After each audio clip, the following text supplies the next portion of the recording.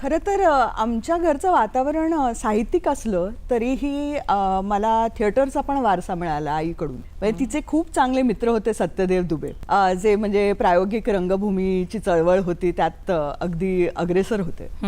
आणि ते लहानपणापासून आमच्या घरी यायचे, म्हणजे माझ्या लहानपणापासून यायचे आणि मला उगाचच ते चिडवायचे की तू करणार का अभिनय माझ्या नाटकांमध्ये.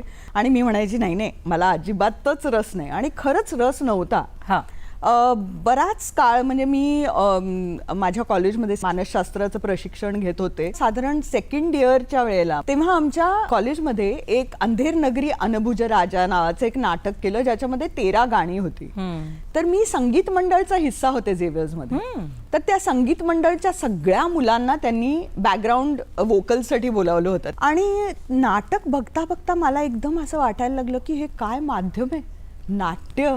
आणि ते त्याचं सादरीकरण बघून मला त्याच्यामध्ये खूप रस वाटायला लागला. म्हणजे एक अभिनय करण्यासाठी म्हणून नाही, पण इंटरेस्टिंग. एक्झॅक्टली. तर मग पुढच्या खेपेला दुबेजी घरे आले आणि म्हणाले की तुला अभिनय करायचा आहे का. तर मी म्हटलं हो करायचंय मला. एकदम चेंज.